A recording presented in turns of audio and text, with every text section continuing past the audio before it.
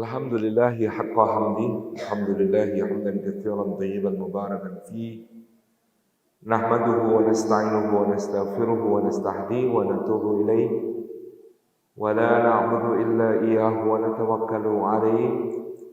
Allahumma fassalli wa sallim wa barik ala sayyidina wa habibina wa syafi'ina wa maulana Muhammad wa ala alihi wa ala ashabihi wa dhurriyyatihi wa man sara ala nahjihi wa sanna bi sunnatihi wa ihtada bi hadihi ila yaumi liqa'i rabbih, amma ba'd.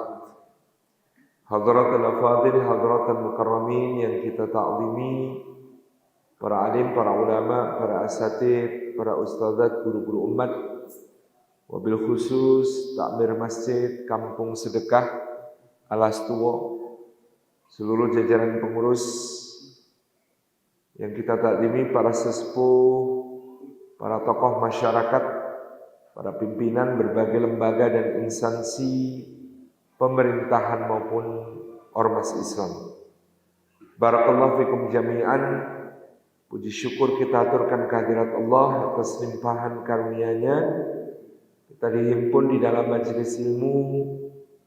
Mudah-mudahan setiap langkah yang kita tempuh pada hari ini menjadi pemudah jalan kita semua menuju ke surga.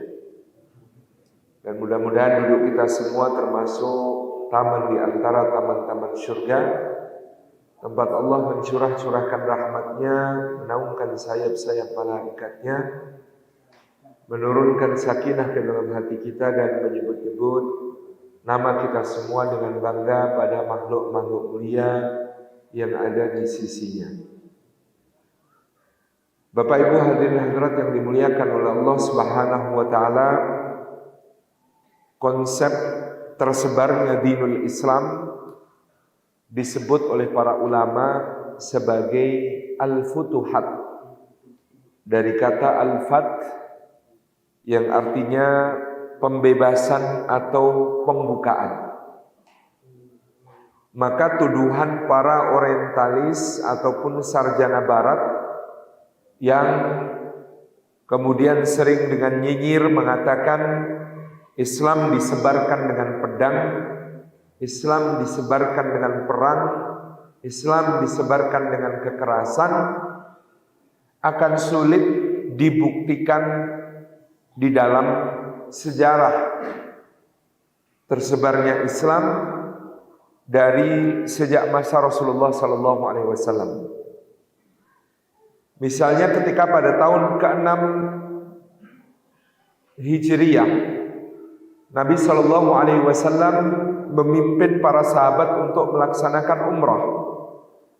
Beliau berangkat pada bulan Dzulqa'dah tahun ke-6 Hijriyah bersama 1.500 sahabat. Kemudian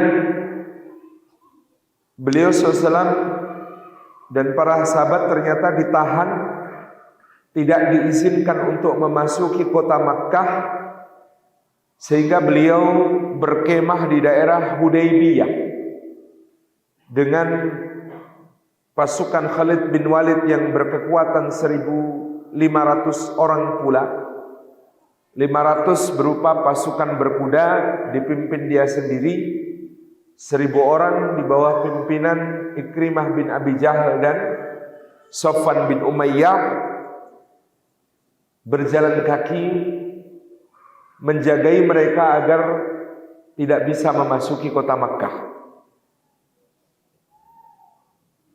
Tentu di antara alasannya pada tahun ke-5 Hijriyah Makkah baru saja mengalami kekalahan peperangan Ahzab atau peperangan Khandaq ketika mereka beserta seluruh sekutunya yang total lebih dari 10.000 orang ditambah 2.000 orang pengkhianat dari Yahudi Bani Quraidah gagal menghancurkan kota Madinah, dan bahkan mereka dipencundangi pulang dalam keadaan tangan hampa dan tercerai-berai, sementara kemah-kemah mereka hancur dilanda angin ribut.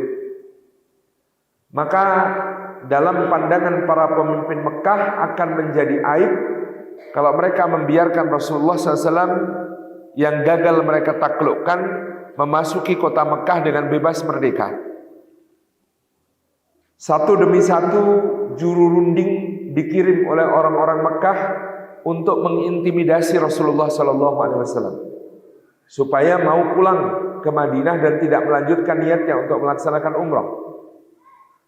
Di antara mereka terdapat Budail bin Warqa al-Khuzai, pemimpin Khuza'ah yang ketika kemudian melihat Rasulullah SAW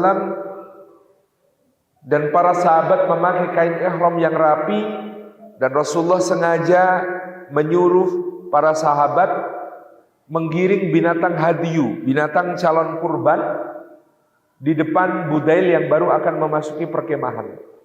Budail langsung belok kanan, meninggalkan perkemahan Nabi Sallallahu Alaihi Wasallam dan menuntut pemimpin Mekah untuk membiarkan Rasulullah masuk Mekah. Karena Nabi SAW sebelumnya bersabda, Budail ini orang yang sangat menghormati syiar-syiar ibadah. Nanti kalau dia datang, rapikan kain ihram kalian, giring binatang kurban kalian di depannya. Benar, ternyata Budail langsung balik kanan, lalu mengatakan kepada Abu Sufyan dan kawan-kawan, demi Allah, aku melihat Muhammad Sallallahu Alaihi Wasallam dan para sahabatnya tidak lain, hanya hendak beribadah. Maka biarkanlah dia masuk. Orang-orang Makkah ini marah kepada Budail. Diam kamu, pemimpin para gembala. Kami suruh engkau untuk menyuruh Muhammad pulang, sekarang engkau mendukung Muhammad masuk kota Mekah. Kami tidak membutuhkanmu. Kata Budail, kalau Muhammad memerintahkan, maka seluruh suku-suku gembala sekitar Mekah hari ini akan aku kerahkan untuk menjagainya supaya bisa masuk kota Mekah. Para pimpinan Mekah mengatakan, jangan Budail, kami mohon maaf kalau menyinggung perasaanmu. Maaf ya, tapi jangan, mohon tetaplah di sini, tenanglah di sini. Demikian pula utusan berikutnya, misalnya Urwah bin Mas'ud As-Saqafi. Urwah bin Mas'ud bin Amr As-Saqafi adalah orang yang oleh Nabi SAW disebut wajah dan penampilannya paling mirip dengan Nabi Isa alaihissalam. Urwah datang dan dia mendapati bagaimana penghormatan para sahabat kepada Nabi SAW. Yang semula dia hendak menyuruh mereka untuk pulang kembali ke Makkah dan mengatakan, aku pernah ketemu Kaisar Romawi, aku pernah ketemu Kisra Persia, aku pernah ketemu Najasyi Asamah dari Habasyah. Tidak ada satupun di antara mereka yang dimuliakan oleh sahabat-sahabatnya seperti cara sahabat Muhammad SAW memuliakan Muhammad SAW. Jangan halangi orang ini atau kalian akan menyesal. Semula orang-orang Mekah hendak menunjukkan bahwa selain Budail yang pemimpin suku-suku gembala, sementara Urwah adalah pemimpin kota Taif, semua satu kata menolak Rasulullah. Ternyata mereka tercerai-berai tidak kompak. Pada akhirnya mereka mengirim Suhail bin Amr untuk berunding dengan Rasulullah. Dan dengan Suhail bin Amr lalu dicapai kesepakatan. Yang pertama, tahun ini Nabi SAW tidak masuk Mekah, pulang ke Madinah. Tetapi diizinkan untuk datang lagi tahun berikutnya dengan hanya boleh membawa pedang dalam sarungnya sebagai perlengkapan musafir, tidak boleh membawa senjata apapun lainnya. Yang kedua, gencatan senjata selama 10 tahun. Yang ketiga, kalau ada penduduk Mekah masuk Islam dan hijrah, maka wajib dideportasi, dikembalikan ke Mekah. Sedangkan kalau ada penduduk Madinah murtad dan lari ke Mekah, maka tidak dikembalikan ke Madinah. Sepintas lalu perjanjian ini merugikan, memperlihatkan posisi kaum muslimin ngalah dan lemah. Tetapi begitu perjanjian ini disepakati, maka Allah Subhanahu wa taala menurunkan ayatnya dalam suratul Fath, Inna fatahna laka fatham mubina. Sesungguhnya kami wahai Muhammad sallallahu alaihi wasallam telah membukakan untukmu pintu kemenangan yang gilang gemilang. Kita baru akan menyadari hal itu kalau melihat sejarah.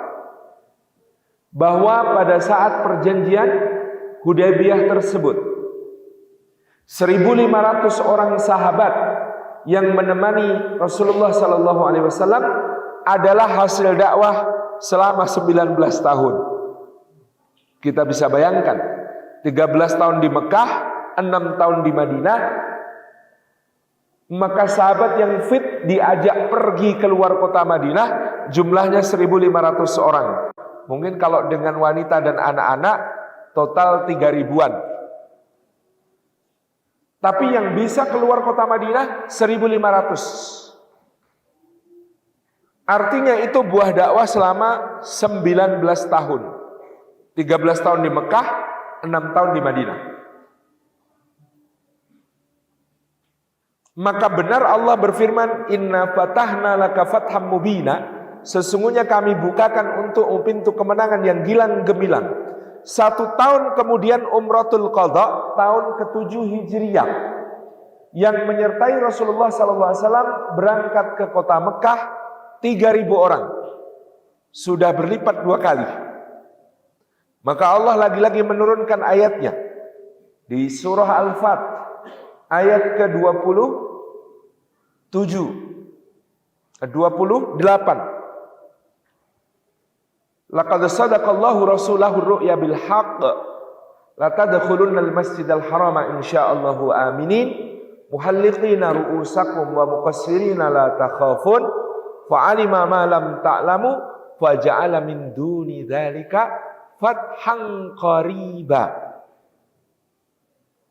Benar-benar sungguh-sungguh Allah telah membenarkan mimpi Rasulullah sallallahu alaihi wasallam bahwa kalian semua akan memasuki kota Mekah dalam keadaan aman sampai menunaikan manasik haji atau umrah tuntas, menggundul rambut kalian atau mencukurnya, dan tidak ada yang kalian takuti sama sekali.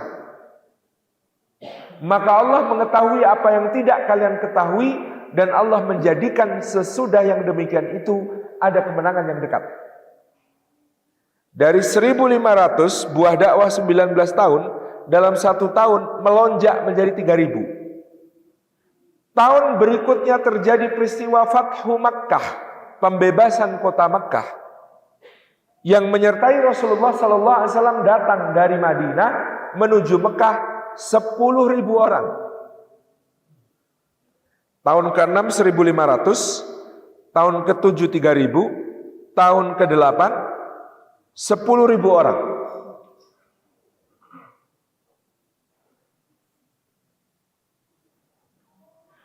Maka Allah Subhanahu wa taala kembali menurunkan ayatnya yang mulia.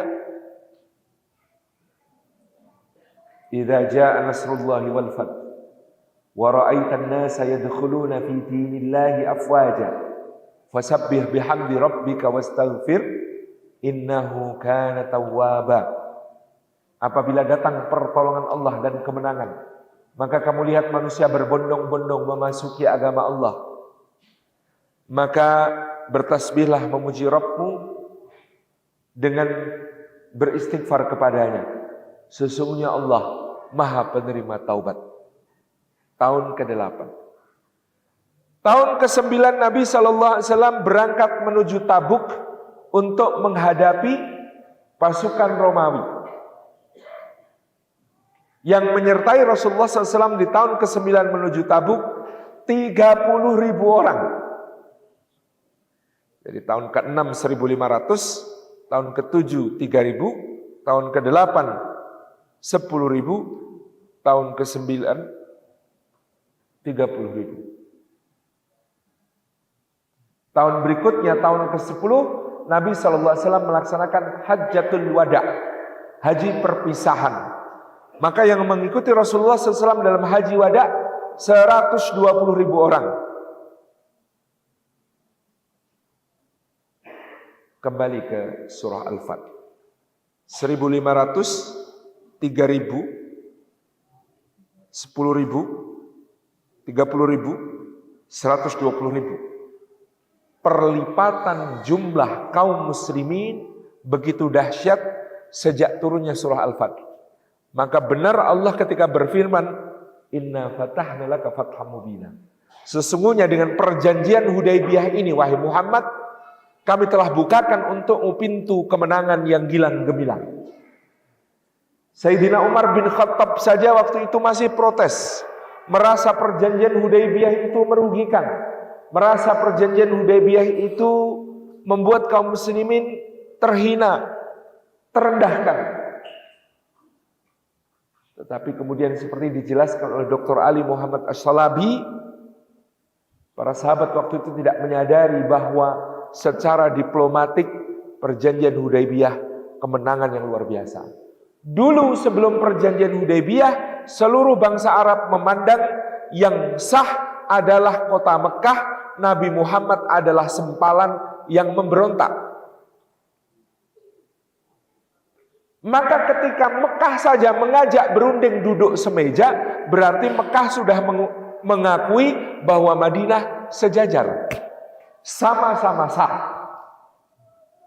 Kalau sudah duduk berunding sama-sama sah, ini Mekah, ini Madinah, maka bangsa Arab tinggal melihat mana yang sedang menanjak, mana yang sedang meredup. Dan di tahun ke-6 itu terlihat jelas Madinah menanjak, Mekah surut. Maka bangsa Arab bergabung berbondong-bondong dengan Rasulullah di Madinah. Meskipun kayaknya di klausul perjanjian kakean ngalah, tetapi ngalah itu kata Cak Nun bukan dari kata dasar kalah, tapi dari kata dasar Allah. Ngallah, nah itu orang Jawa nggak bisa mengatakan Allah, yakni tawakal kepada Allah, lalu menyebut ngalah. Wis ngalah wae. Ngalah itu ngallah, yakni tawakkalna ala Allah. Tawakal kepada Allah, maka Allah menjanjikan kami bukakan untukmu kemenangan yang gilang gemilang. Dari 1.500, 3.000, 10.000, 30.000, 120.000 itu, maka kita melihat mana yang peristiwanya berupa perang, pedang, dan pembunuhan. Tahun ke-6 bentuknya syiar ibadah dan perundingan. Malah perundingan damai. Ternyata tahun berikutnya Islam sudah berlipat 2 kali. Tahun ke-7 bentuknya syiar ibadah. Waktu itu sampai Rasulullah tiba di Makkah, langsung memerintahkan ittiba, lengan kanan dibuka kain ihramnya, lalu tawaf, sehingga penduduk Mekah melihat keker-kekernya para sahabat radhiyallahu anhum ajma'in. Berlipat jadi 3 di tahun ke-8 menjadi 10.000 orang, dan tahun ke-8 meskipun disebut sebagai Fathu Makkah, tetapi nyaris tidak terjadi pertumpahan darah sama sekali. Jadi bahkan ada yang menyebut seakan-akan Fathu Makkah itu cuma karnaval. Karena Rasulullah dan berbagai kabilah berbaris memasuki kota Makkah tanpa ada pertumpahan darah. Karnaval. Di tahun ke-9 namanya Perang Tabuk, tapi juga tidak terjadi clash. Karena ketika Rasulullah SAW berangkat 30.000 orang dalam keadaan musim panas yang sangat parah, pasukan Romawi dapat laporan dari intelijen, pasukan Arab datang, pasukan Romawi berkekuatan 200.000 orang. Semula mereka nunggu musim dingin supaya bisa perang melawan kaum muslimin. Karena kalau perang di musim panas, pasukan Romawi yang pakai baju besi itu nggak kuat, Pak.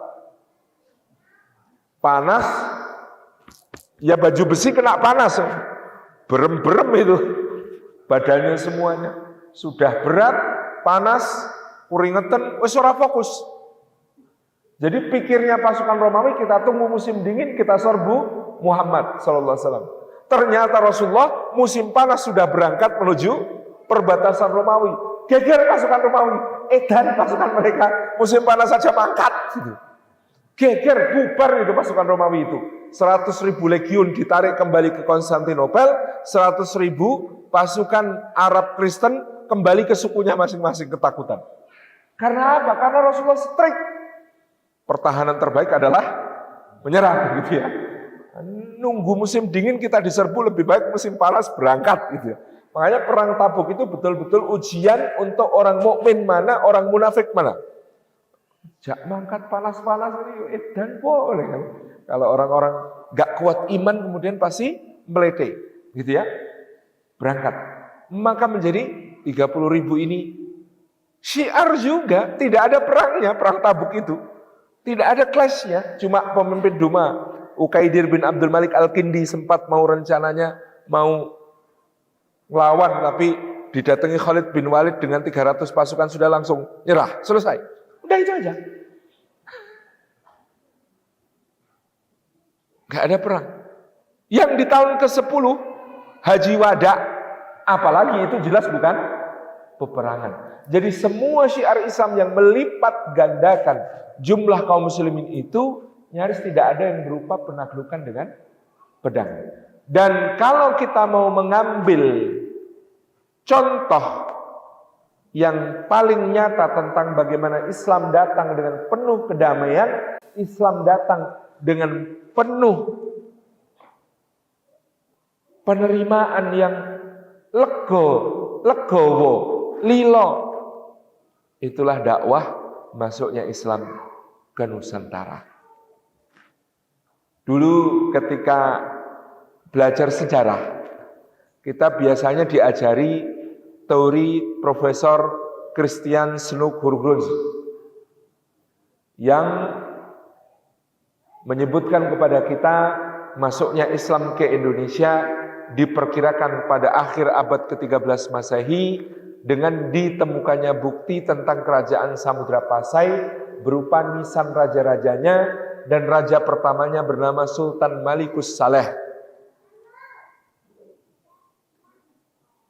Datangnya Islam ini melalui Gujarat, India, ditengarai dengan persamaan antara nisan-nisan di Pasai dengan nisan-nisan yang terdapat di Gujarat, India.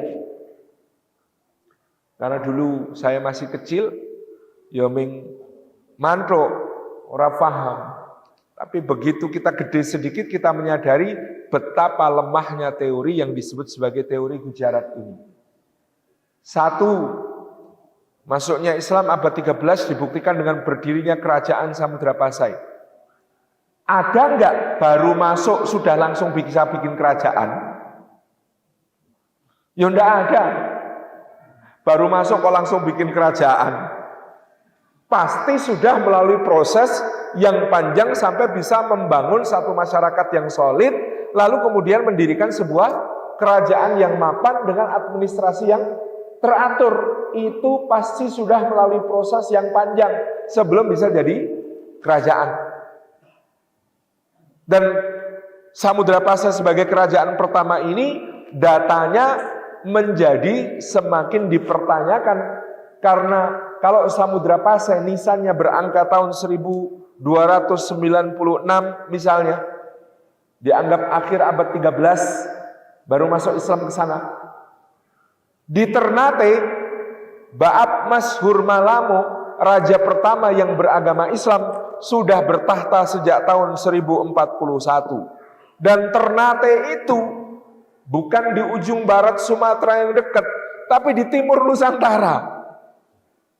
Raja Ternate pertama yang beragama Islam namanya Ba'ab Mas Hurmalamo, itu tahun 1041 sudah bertahta, dan dalam riwayat keluarga Kesultanan Ternate disebutkan asal beliau dari Baghdad pada masa Daulah Abbasiyah. Tetangga Ternate namanya Tidore, dan raja muslim pertama di Tidore namanya Kolano Muhammad Naqi, itu sudah bertahta juga di tahun 1200 awal atau malah 1180. 120 tahun sebelum Samudra Pasai. Yang tadi Ternate 200 tahun sebelum Samudra Pasai. Sebagaimana juga Gaus Abdurrahman yang menurunkan datu-datu pejanggih raja-raja di Lombok, itu sudah tiba di Lombok di tahun 1210 untuk berdakwah. Jadi teori Gujarat bahwa pertama Islam masuk abad 13 runtuh di situ. Yang kedua, bantahannya lebih mudah lagi. Kok bisa-bisanya disebut dia datang Islamnya melalui Gujarat hanya karena persamaan lisan? Kalau Islamnya melalui jalur itu, seharusnya mazhab fikihnya sama. Di Gujarat mazhab fikihnya Hanafi. Di Samudra Pasai seperti laporan Ibnu Batutah tahun 1320, ketika pemerintahan Sultan Malikud Dhahir, semua amaliyahnya mazhab Syafi'i. Berarti mu'alim Islam, guru-guru agama Islam di Samudra Pasai bukan dari Gujarat.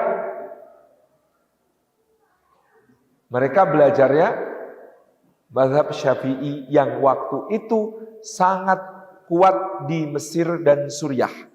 Karena ada dua daulah atau kesultanan sepanjang sejarah Islam yang menjadikan mazhab Syafi'i sebagai mazhab resmi negara. Yang pertama Daulah Ayyubiyah, Sultan Salahuddin Al-Ayyubi dan keturunannya.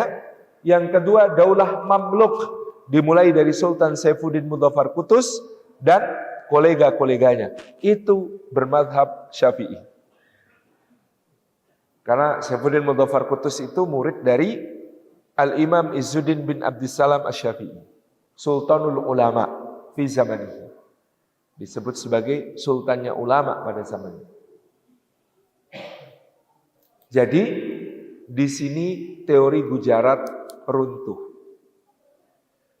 Maka teori yang lebih masuk akal tentang masuknya Islam ke Nusantara adalah apa yang dikemukakan oleh Buya Hamka sebagai teori Arabia. Nanti akan ada teorinya Profesor Slamet Mulyana, namanya teori Persia. Tapi teori Persia ini banyak missing linknya banyak.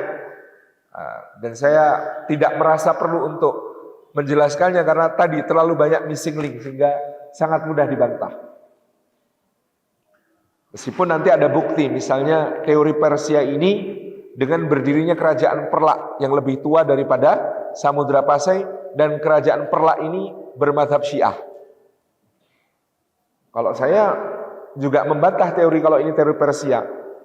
Pada masa Perlak sudah menjadi kerajaan Syiah, Persia belum jadi kerajaan Syiah, masih Sunni karena masih Bani Abbasiyah. Yang jadi kerajaan Syiah adalah Fatimiyah di Mesir. Itu yang sezaman dengan Perlak sejak tahun 900 Masehi, Perlak itu. Jadi bukan teori Persia sebenarnya, tapi teori Mesir karena Fatimiyahnya di Mesir. Jadi yang kerajaan yang mazhab negaranya Syiah itu pada saat itu adalah Fatimiyah yang di Mesir sebelum nanti diambil alih oleh Salahuddin Al-Ayyubi. Sementara kerajaan Perlak di Sumatera. Jadi sebenarnya teorinya Profesor Slamet Mulyana ini salah kaprah kalau disebut sebagai teori Persia. Lebih tepat disebut teori Fatimiyah Mesir. Karena pada saat itu Persia belum menjadi sebuah kerajaan Syiah. Baru jadi kerajaan Syiah di tahun 1500-an. Masih panjang prosesnya sampai menjadi ke sana. Ini yang kita akan lebih seriusi adalah teori Arabia yang dikemukakan oleh Buya Hamka, Mangaraja Onggang Parlindungan, beberapa tokoh-tokoh lain yang juga sangat serius mengkaji sejarah masuknya Islam ke Nusantara, termasuk yang di masa kini ada Kiai Haji Ahmad Baso dari Sulawesi Selatan ya, yang sangat tekun mengkaji berbagai naskah-naskah tua dan lontara-lontara baik yang ada di Indonesia maupun yang ada di Belanda. Maka semua sepakat teori yang lebih tepat adalah teori Arabia. Pertama, teori Arabia terbukti dengan kronik-kronik dinasti Tang. Kronik-kronik dinasti Tang sejak abad ke-7 tahun 600-an akhir melaporkan bahwa di pantai barat Sumatera dan pantai timur Sumatera yang waktu itu dikuasai oleh kerajaan Silifosi, semua sejarawan sepakat mengacu pada Sriwijaya. Silifosi, kerajaan Sriwijaya yang menguasai Pulau Sumatera, Semenanjung Malaka, dan beberapa wilayah di Thailand, Vietnam. Pada masa itu memang kerajaan besar beragama Buddha. Tetapi di pantai timur dan pantai barat Silifosi ini terdapat banyak komunitas Tasi. Tasi ini dulu diterjemahkan sebagai pedagang-pedagang Arab Muslim. Tetapi Kiai Haji Ahmad Baso melangkah lebih jauh. Menurut beliau, Tasi bukan hanya pedagang. Tasi adalah komunitas yang mapan. Seperti kita membayangkan adanya pecinan di zaman sekarang. Jadi itu pekerjaannya sudah macam-macam, bukan cuma pedagang. Maka Tasi di kota-kota di kerajaan Sriwijaya ini komunitas mapan, tinggal di dalam kompleks-kompleks khusus untuk mereka. Istilahnya kampung Muslim, kampung Arab, komunitas Tasi ini. Keberadaan komunitas Tasi ini akan memicu nantinya sesuatu yang memiliki bukti sejarah lebih konkret, yaitu Maharaja Sri Indrawarman dari kerajaan Sriwijaya berkirim surat kepada Muawiyah bin Abi Sufyan dan Umar bin Abdul Aziz. Kita bisa membayangkan komunitas Tasi dari kesimpulannya Kiai Haji Ahmad Baso sudah ada masa kekhalifahan Utsman bin Affan. Tasi, kampung-kampung Arab Muslim di kota-kota pelabuhan milik Sriwijaya. Lalu tidak lama kemudian ada raja besar dari Sriwijaya yang bernama Maharaja Sri Indrawarman berkirim surat kepada Muawiyah bin Abi Sufyan. Lalu surat berikutnya datang di masa Umar bin Abdul Aziz. Di Oxford, bukti sejarah tentang hal ini, surat untuk Muawiyah sudah rusak, sulit dibaca. Tapi surat untuk Umar bin Abdul Aziz masih terbaca dengan jelas.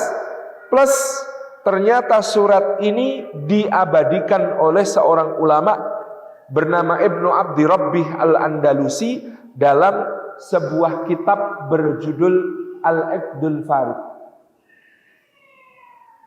Dalam surat itu berbunyi kira-kira demikian. Dari Maharaja Diraja yang adalah keturunan 1000 raja, yang permaisurinya juga keturunan 1000 raja, yang wilayah kekuasaannya terdiri atas 1000 pulau, yang di setiap pulaunya ada 1000 gunung, yang di setiap gunungnya mengalirkan 1000 sungai, yang di kandangnya terdapat 1000 gajah perang, yang armada perangnya terdiri atas 1000 kapal besar, kepada Raja Arab yang tidak menyembah dewa-dewa selain satu Tuhan saja. Aku kirimkan untukmu beberapa hadiah tanda persahabatan. Disebutkan yang dikirim waktu itu terdapat wewangian dari gaharu dan cendana.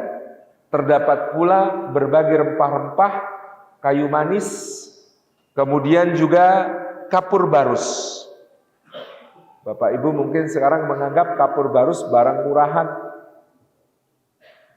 Beli merek bagus gitu.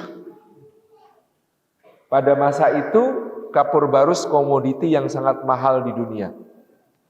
Dan kapur barus ini sudah diperdagangkan ribuan tahun sebelum Masehi dari pelabuhan Fansur atau pelabuhan Barus yang ada di pantai barat Sumatera. Sebuah penelitian mengungkap Fir'aun Mesir yang paling kaya, itu isi badannya yang dimumifikasi adalah kapur barus.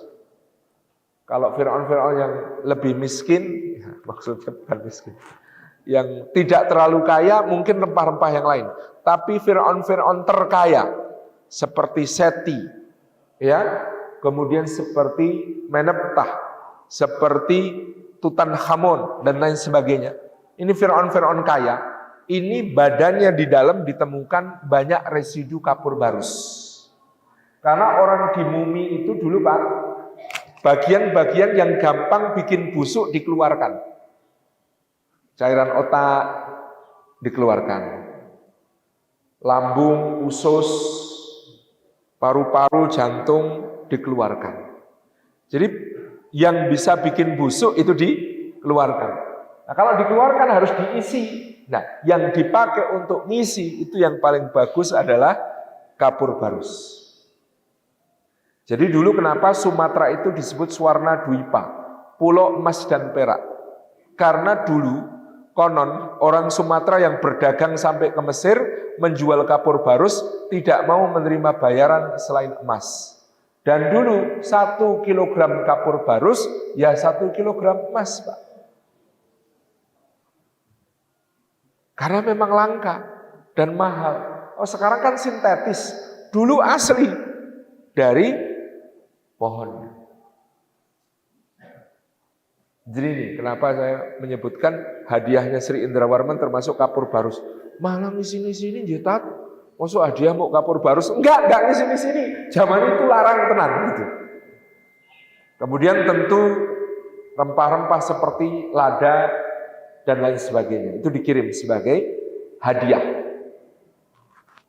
Kalimat berikutnya, kirimkanlah seorang yang bisa mengajarkan agamamu kepadaku. Itu permintaannya. Pengiriman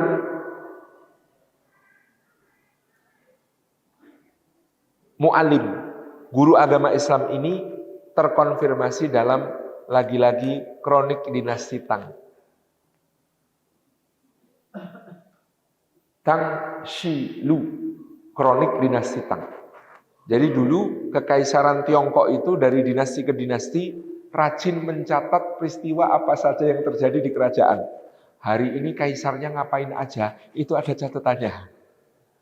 Maka dalam catatan dinasti Tang disebutkan kaisar dinasti Tang menghukum Raja Silifosi yang telah meninggalkan ajaran agama Buddha Mahayana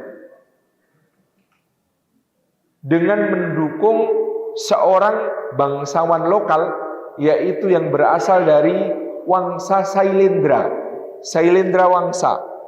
Wangsa Sailendra ini selain berkuasa di Sumatera, nantinya terlebih dahulu telah berkuasa di Jawa. Dan nanti peninggalan akbarnya Wangsa Sailendra di Jawa diantaranya adalah Candi Borobudur yang beraliran Buddha Mahayana. Ternyata Kaisar dinasti Tang merasa terganggu kalau Raja Besar Sriwijaya beragama bukan Buddha Mahayana. Maka Cina, Tiongkok waktu itu mendalangi kudeta di Sriwijaya, mendukung dinasti Sailendra untuk menurunkan, mengkudeta Maharaja Sri Indrawarman yang diceritakan kemudian harus mengasingkan diri ke pedalaman Dharmasraya di Sumatera Barat, sementara kerajaan Sriwijaya diambil alih oleh Wangsa Sailendra yang beragama Buddha Mahayana. Raja dari Wangsa Sailendra di Sriwijaya, di Srifosi, kemudian mengirimkan seorang zanji. Zanji itu budak berkulit hitam. Jadi dulu rupanya Umar bin Abdul Aziz ngirim mu'alim, guru agama ke Sriwijaya disertai 2 orang budak berkulit putih dan berkulit hitam. Untuk menunjukkan kebesaran Islam itu bisa dianut oleh siapa saja. Nah ternyata oleh dinasti Sailendra, budak yang berkulit hitam dikirim sebagai persembahan ke Tiongkok. Maka ada catatan pada masa Kekaisaran dinasti Tang,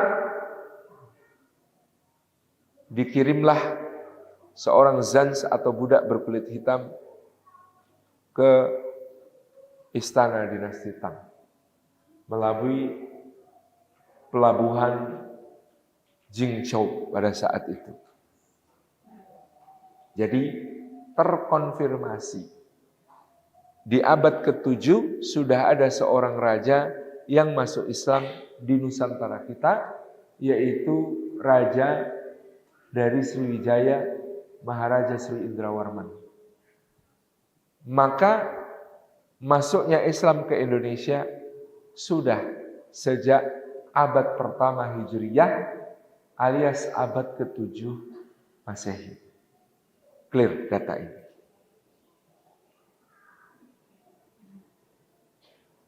Ini gelombang pertama masuknya Islam ke Indonesia. Gelombang kedua sering saya nyatakan ditandai dengan hijrahnya kaum Ba'alawi ke arah timur. Ada seorang keturunan Nabi Shallallahu Alaihi Wasallam namanya Ahmad bin Isa al-Muhajir yang berhijrah dari Baghdad ke Hadramaut.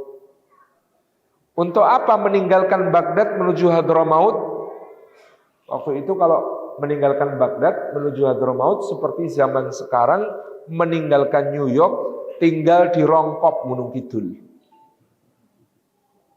Perbandingannya itu. Karena kota Baghdad zaman itu kota terbesar di dunia, penduduknya lebih dari 3 juta orang. Kota Baghdad pada zaman itu. Kota Baghdad dibangun berbentuk konsentris melingkar, bagian terluar bentengnya dialiri sungai Tigris yang dibuat aliran sungainya mengitari kota.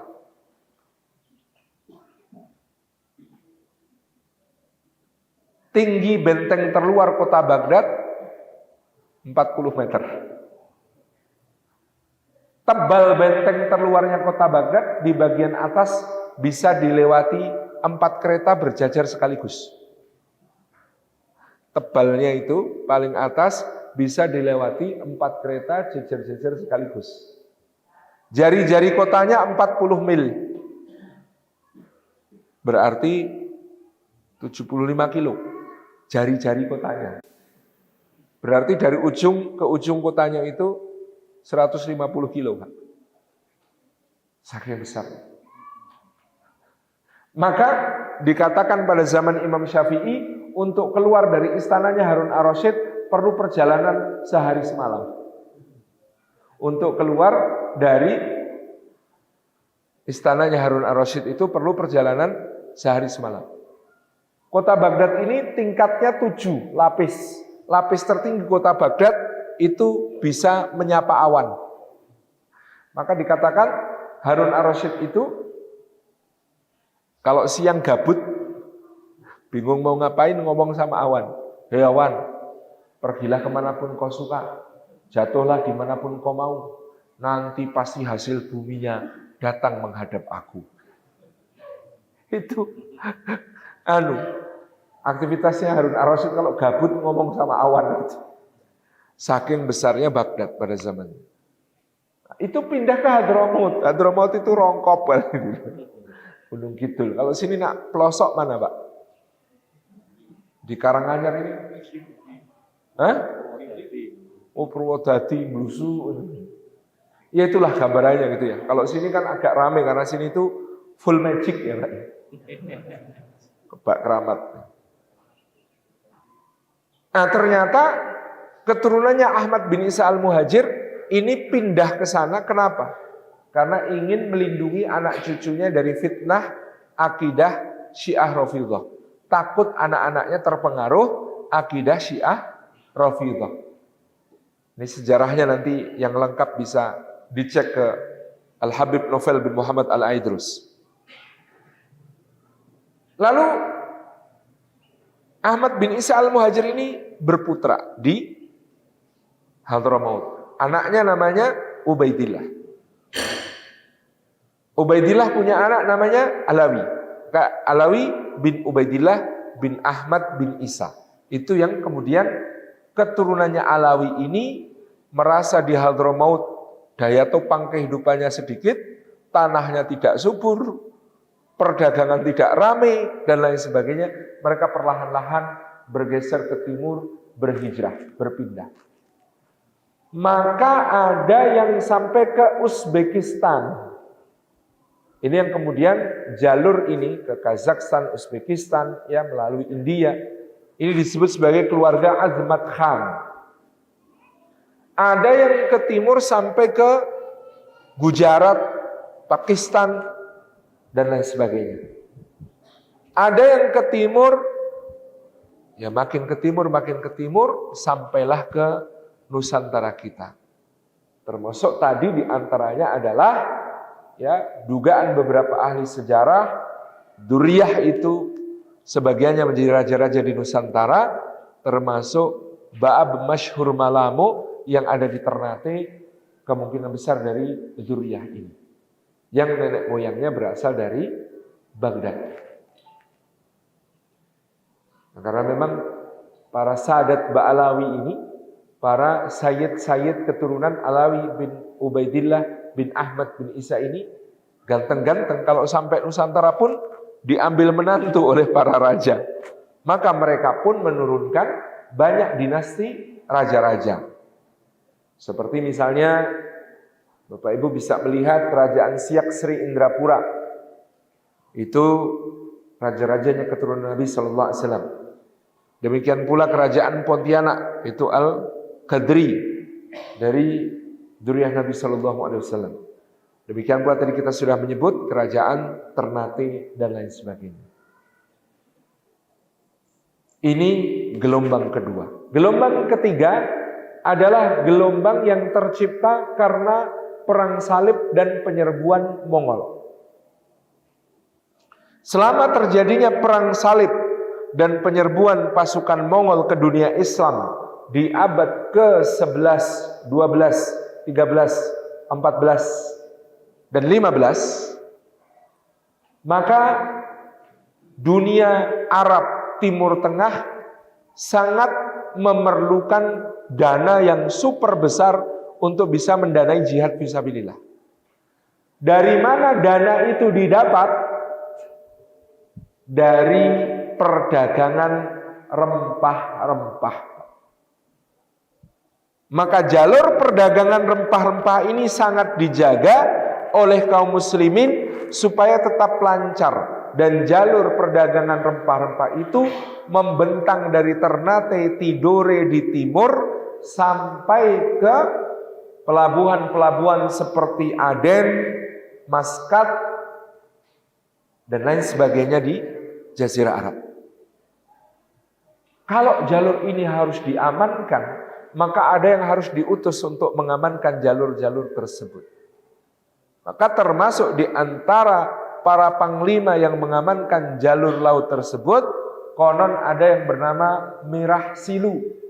Merah Silu inilah yang kemudian mengamankan pelabuhan di ujung utara Sumatera yang bernama Pelabuhan Samudra di Pasai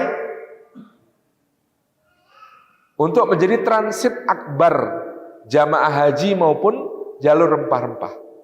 Merah Silu inilah yang kemudian ketika menjadi sultan, namanya Sultan Malik As-Saleh.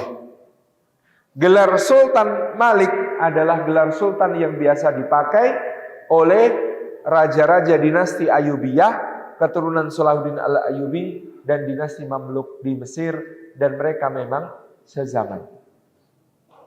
Bisa disimpulkan kerajaan Samudra Pasai berinduk dalam pembelajaran keislaman kepada dinasti Mamluk di Mesir. Dugaan lain pula menyebutnya bahwa Ba'ab Masyhur Malamu di Ternate, juga Kolano Muhammad Naqi di Tidore adalah bagian dari strategi mengamankan jalur rempah-rempah itu, sehingga mengirimkan ulama-ulama muslim untuk menjadi sultan-sultan di daerah penghasil rempah-rempah. Sedemikian pula Gaus Abdurrahman yang kemudian mengamankan Jazirah Lombok. Demikian pula di Jawa pemukiman-pemukiman Islam tumbuh di pelabuhan-pelabuhan untuk mengamankan jalur perdagangan rempah-rempah. Termasuk di lerang Gresik, di mana makam berangka tahun 900-an banyak ditemukan, misalnya nisan Fatimah binti Maimun yang kemudian berada di lerang di Gresik. Ini adalah gelombang ketiga dari penyebaran masuknya Islam ke Nusantara kita yang tercinta. Diamankannya jalur rempah-rempah oleh para panglima muslim yang kemudian menjadi para penguasa muslim. Lalu setelah itu mungkin ini yang paling seru, tapi mungkin nanti kita tidak bisa bahas sampai tuntas, adalah gelombang keempat. Gelombang keempat ini gelombang kedatangan ulama-ulama yang memang secara intensif mewakafkan dirinya untuk melaksanakan dakwah, dan mereka mengalami keberhasilan sangat besar dengan izin Allah pada abad ke-15 dan 16 Masehi, khususnya di Jazirah Inti, yaitu Pulau Jawa, dan menyebar ke seluruh kepulauan Nusantara. Pelopor dari generasi ini menurut Kiai Haji Ahmad Baso adalah Sayyid Ahmad Jamaluddin Al-Akbar, yang di Jawa kemudian banyak disebut sebagai Syekh Jumadil Kubro.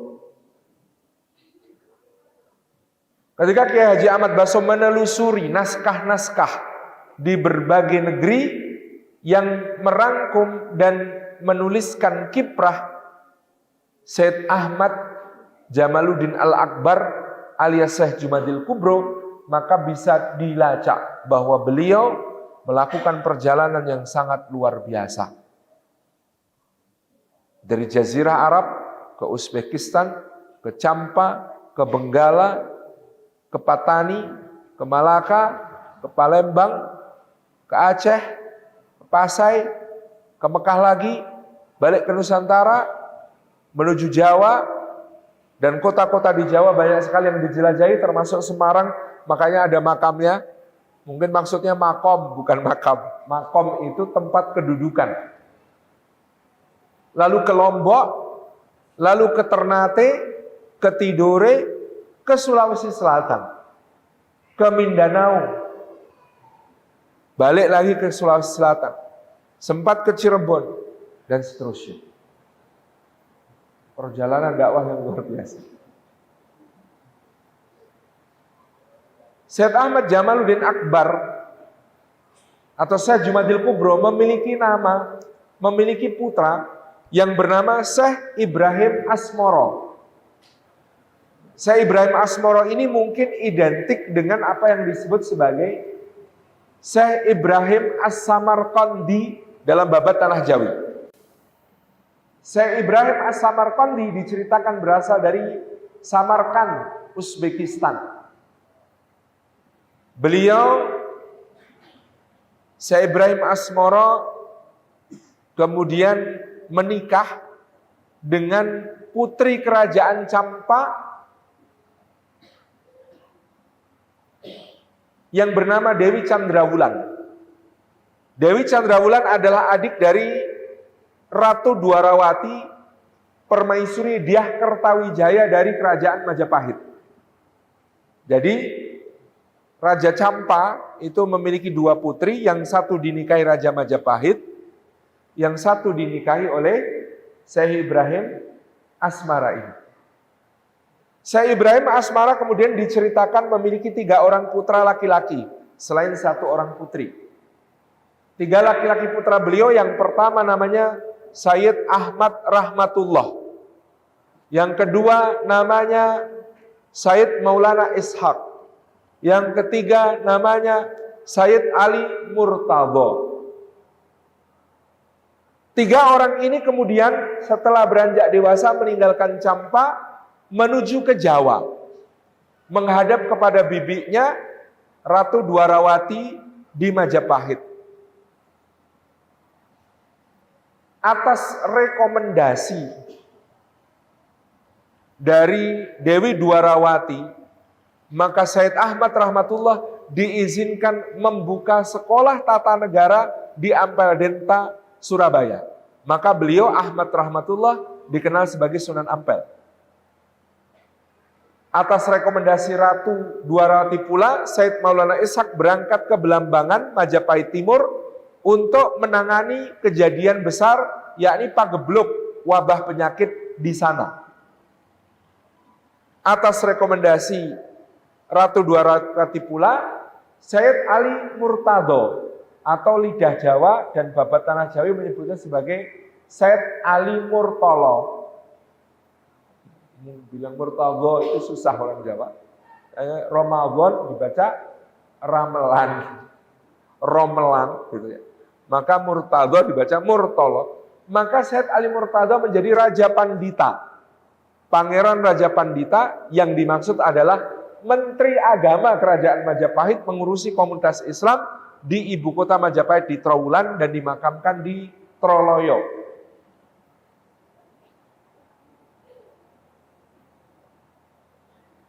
Syekh Abu Fadl Senori Tuban dalam kitab beliau Ahlal Musamarah memberi catatan menarik bahwa pernikahan Ratu Dwarawati yang seorang muslimah dengan Raja Dyah Kertawijaya yang belum masuk Islam itu secara hukum fikih memang kontroversial. Tetapi sejarah tidak bisa membantah berkat beliaulah dakwah Islam di Majapahit bisa mendapat tempat yang terhormat dan diterima dengan sangat penuh semarak. Jadi ini hukum nikahnya itu memang kontroversial. Putri muslimah kok nikah dengan raja Hindu. Tetapi kontribusi beliau bagi dakwah itu tidak diragukan. Mudah-mudahan Allah ampuni beliau. Dan selain besar, mudah-mudahan Allah tempatkan beliau di tempat yang mulia di surga. Karena kalau ngitung pahala jariah, karena beliau yang kemudian melindungi keponakan-keponakannya yang berdakwah ini,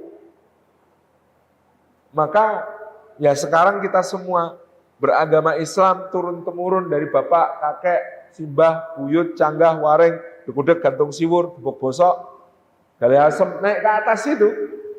Semua amal dalam Islam itu karena beliau andil dalam dakwah mula-mula di sini mengalir kepada beliau.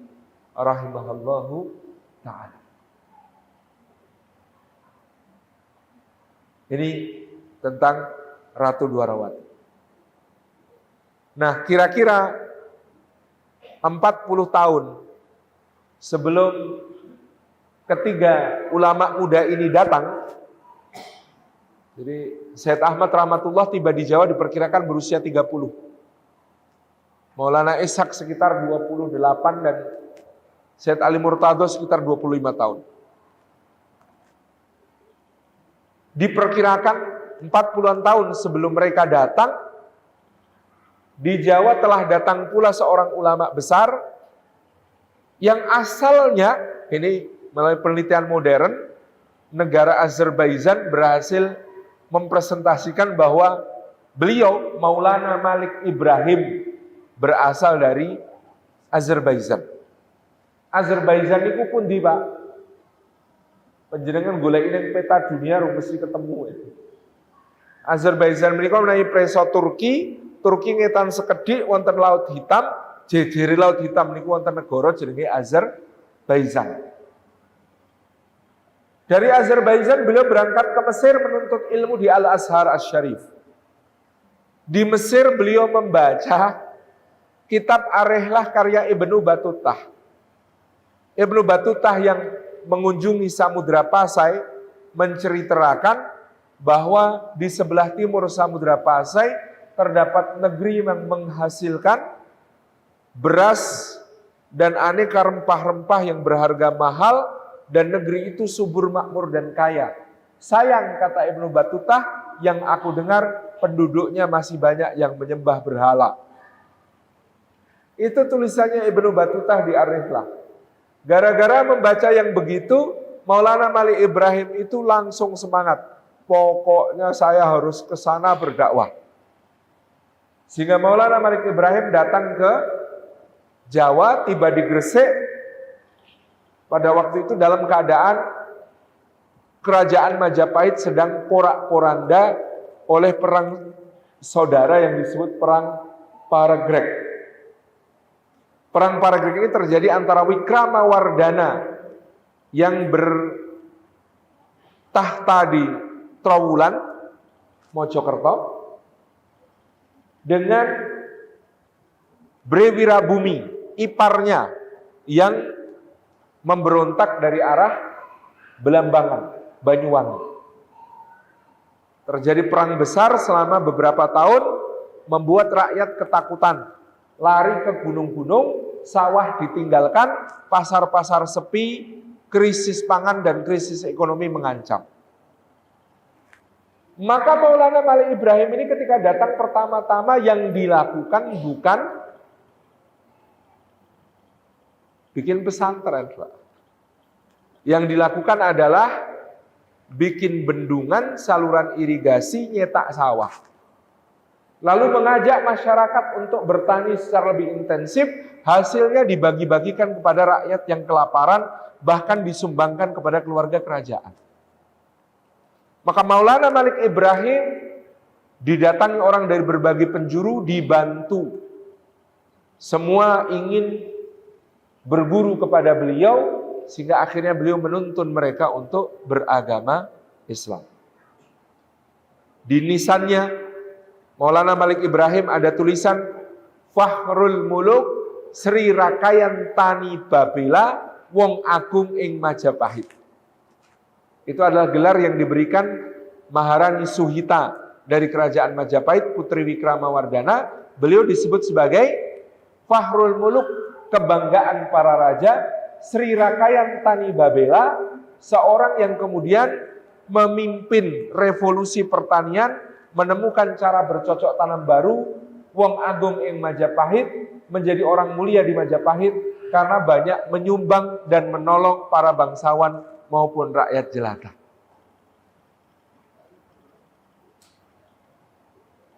Maulana Ahmad rahmatullah, sekolah tata negara. Maulana Ishaq menyelesaikan wabah di Belambangan. Maulana Osman Haji datang dari Baitul Maqdis Palestina, menjadi instruktur militer kerajaan Majapahit. 60 siswa didikannya dikirim ke Bali kepada Raja Gilgil Sri Kresna Kepakisan dari Dalem Waturenggong. 60 prajurit Majapahit terbaik yang dikirim ke Bali ini semuanya nyama selam, nyama saudara, selam Islam. Di waktu itu dakwahnya sampai ke kalangan militer, para prajurit. Putranya Maulana Usman Haji, Syed Ja'far Shodiq, membuat kota di pantai utara Jawa, nama kotanya dan nama masjidnya seperti nama kota dan masjid di tanah kelahirannya. Masjidnya bernama Masjid Al-Aqsa. Ketika beliau titip pada salah satu santrinya untuk bersidang di antara para wali sedang rapat di Ambal Denta, dia minta tolong dibikinkan menara untuk masjidnya azan, yang membuatkan kan masyarakat bergotong royong saking cintanya kepada beliau. Bikin menaranya ternyata mirip candi Hindu. Ketika pulang, waduh, kok menaranya seperti ini. Tapi tidak apa-apa gitu ya. Itu yang disebut sebagai Menara Kudus. Masjidnya Al-Aqsa, kotanya kota Al-Quds. Karena beliau lahir di kota Al-Quds di Palestina. Maka kota itu juga dinamai Al-Quds. Karena orang Jawa kesulitan nyebut Al-Quds, maka kemudian disebut kota Kudus. Maka di Kudus itu jenangnya saja Mubarak. Karena Masjidil Aqsa itu alladzi barakna haulahu. Masya Allah, itu barokah. Lalu ada ulama lain, Syarif Hidayatullah. Ibunya Nimas Rara Santang. Kalau menurut sinetron, dia kakaknya Raden Kian Santang. Tapi kalau menurut Babat, Nimas Rara Santang adik dari Pangeran Walang Sungsang alias Pangeran Cakrabuana. Dua-duanya murid Syekh Datuk Kahfi. Lalu berangkat haji ke Mekah. Ketika di Mekah, Nimas Rara Santang dilamar oleh seorang syarif dari Mesir, Syarif Abdullah bin Hud al-Masri. Diperbolehkan menikah oleh kakaknya, syaratnya satu. Nanti kalau lahir anak laki-laki, kirim ke Jawa untuk berdakwah. Maka betul nanti Syarif Hidayatullah 20 tahun belajar di Mesir, termasuk kepada Imam Zakaria Al-Ansari, muridnya Imam Ibnu Hajar Al-Asqalani. Kemudian 10 tahun di Mekah Madinah, lalu berlayar ke Jawa sampai Cirebon, membantu uwaknya Pangeran Cakrabuana berdakwah di wilayah Pasundan Pajajaran. Karena berkedudukan di Gunung Jati, maka disebut Sunan Gunung Jati.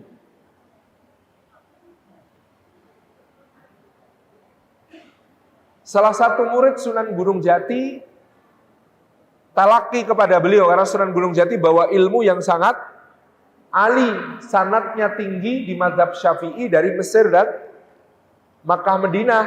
Maka Raden Said bin Aryateja dari Tuban berguru kepada beliau. Selama talaki kepada Sunan Gunung Jati, Raden Said ngekos, tinggal di satu kampung yang namanya Kalijaga.